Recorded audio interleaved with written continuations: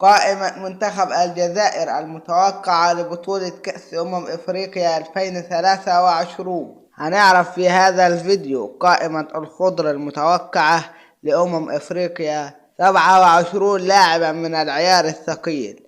هنعرف كل التفاصيل في هذا الفيديو، ولكن قبل أن نبدأ لا تنسى الاشتراك في القناة وتفعيل الجرس والضغط على اللايك ليصلك منا كل جديد. القائمة المتوقعة لمنتخب الجزائر وفقا لبعض المؤشرات، من المنتظر أن تكون القائمة النهائية لمنتخب الجزائر خلال نهائيات الكان من اللاعبين التاليين: في حراسة المرمى أنطونيو مانديريا ومصطفى زغبة وأسامة بن بوط وريس وهاب بلحي. وأما في الدفاع عيسى مندي ورامي بن سبعيني وريان آيت نوري ويوسف عطال ومحمد أمين تقاي وأحمد توبة وكيفن جيتون وياسر العروسي. ونذهب إلى خط الوسط: سفيان فيغولي ونبيل بن طالب وإسماعيل بن ناصر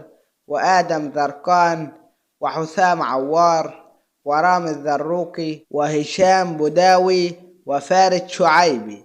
ونذهب إلى خط الهجوم: رياض محرز وإسلام سليماني ومحمد أمين عمورة ويوسف بلايلي وآدم والناس وأمين قويري وبغداد بنجاح.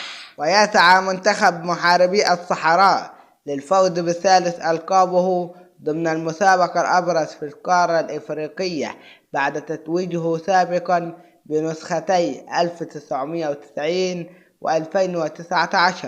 وإذا أعجبك الفيديو فلا تنسى دعم هذا المقطع بلايك، والسلام عليكم ورحمة الله.